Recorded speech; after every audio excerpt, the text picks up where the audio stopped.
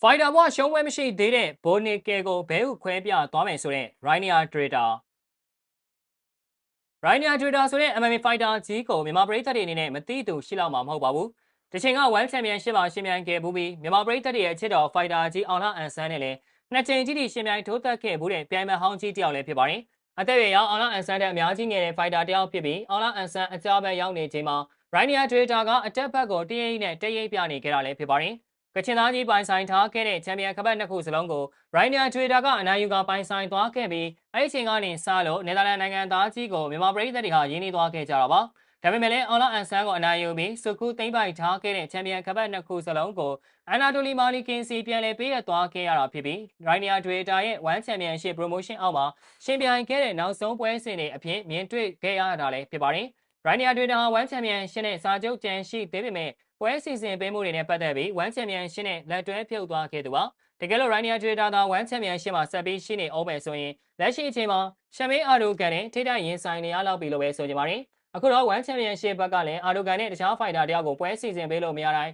ကချင်သားကြီးနဲ့ပဲထက်ခါပွဲစီစဉ်ပေးနေကြတာကိုမြင်တွေ့ထားခဲ့ရတာပါ။တကယ်လို့ Rainier Trader သာ One Championship မှာဆက်ပြီးရှိနေခဲ့မယ်ဆိုရင်အာဒိုကန်နဲ့ Rainier Trader တို့နှစ်ယောက်ရဲ့ပွဲစဉ်ဟာပရိသတ်တွေအတွက်စိတ်ကြိုက်ပွဲစဉ်တစ်ပွဲအဖြစ်မြင်တွေ့သားရပွဲရှိနေကြတာပါ။လက်ရှိချိန်မှာတော့34နှစ်သားနယ်သာလန်သားကြီးဟာတခြား promotion တစ်ခုဖြစ်တဲ့ UFC မှာမြင်တွေ့နေခဲ့ရတာဖြစ်ပြီး middleweight တန်းမှာဝင်ရောက်ထိုးသက်နေခဲ့တာလည်းဖြစ်ပါတယ်။ထိုးတယ်ဆိုတဲ့စကားနဲ့ချုပ်တယ်ဆိုတဲ့စကားကိုသုံးရင်ပိုပြီးမှန်မယ်ထင်ပါတယ်။ Rainier Trader ရဲ့အားသာချက်ကလက်သီးထိုးတာမဟုတ်ပဲပြိုင်ဘက်ကိုချုပ်တဲ့အကွက်ပဲဖြစ်ပါတယ်။ကချင်သားကြီးကိုလည်းအဆိုပါချုပ်ကွက်တွေနဲ့အနိုင်ယူထားခဲ့တာဖြစ်ပြီးအချုပ်တစ်ပေါက်ကတော့ရက်ကွက်ထဲကမမတော်သူ့ကိုမမီဘူးဆိုပြီးပြောရမလို့ဖြစ်နေခဲ့တာပါ။ One Championship ကနေနှုတ်ထွက်သွားခဲ့ပြီးတဲ့နောက်နယ်သာလန်သားကြီးဟာအရင်ဆုံး UAE Warrior ပြိုင်ပွဲမှာတပွဲသွားရောက်ရှင်ပြိုင်ခဲ့ပြီးအဆိုပါပြိုင်ပွဲမှာတော့အလဲထိုးတဲ့အနိုင်ယူပြထားခဲ့တာဖြစ်ပါတယ်။ Rainier ရဲ့အနိုင်ရခဲ့တဲ့ပွဲစဉ်တော်တော်များများကချုပ်ကွက်နဲ့အနိုင်ယူခဲ့တဲ့ပွဲစဉ်ကပိုပြီးများတယ်လို့ဆိုရမှာဖြစ်ပြီး TKO နဲ့အနိုင်ရတဲ့ပွဲကသူ့ရဲ့ Fighter ဘွားမှာ၄ပွဲသာရှိထားခဲ့တာဖြစ်ပါတယ်။လက်ရှိ UFC မှာလည်း2ပွဲပါဝင်ရှင်ပြိုင်ထိုးသက်ထားခဲ့ပြီးအဆိုပါ2ပွဲစလုံးကိုလည်း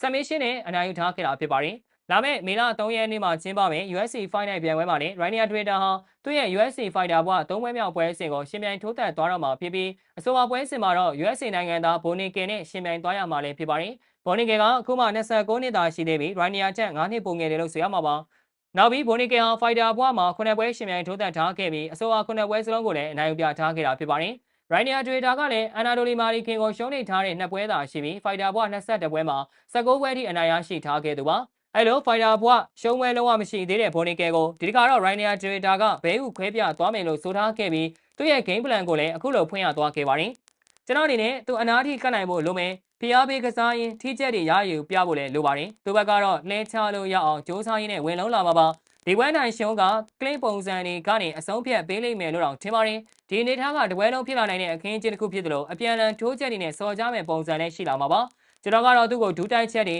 တထောင်ရိုက်ချက်တွေရိုက်ပြဖို့အထိတော့မှန်းထားပါတယ်။ပြီးရင်ကင်ပေါက်မယ်လဲချမယ်နောက်ကြောကနေတိုင်းဖက်လို့ရအောင်လိလုပ်မယ်။စီစဉ်ထားတာကတော့အဲ့အတိုင်းပဲဆိုပြီးတော့ပြောကြားသွားခဲ့ပါတယ်။ဟုတ်ကဲ့ပါဒီဗီဒီယိုလေးကဒီလောက်ပါပဲခင်ဗျာ။နောက်ဗီဒီယိုတွေမှာလည်း MMA Fighter များရဲ့အားကစားနဲ့ပတ်သက်တဲ့အလုပ်သတင်းအကြောင်းအရာတွေကိုတင်ဆက်ပေးတော့မှာဖြစ်တာကြောင့်လာရောက်ကြည့်ရှုကြဖို့လည်းဖိတ်ခေါ်ပါရစေ။ကျွန်တော်ရဲ့ page တွေကိုလည်း like and follow လေးမနေရသေးဘူးဆိုရင်လည်းနှိပ်သွားပေးကြဖို့တောင်းဆိုပါရစေခင်ဗျာ။အစိုးရကြည့်ရှုပေးခဲ့ကြတဲ့အတွက်အားလုံးကိုကျေးဇူးအထူးပဲတင်ရှိပါတယ်ခင်ဗျာ။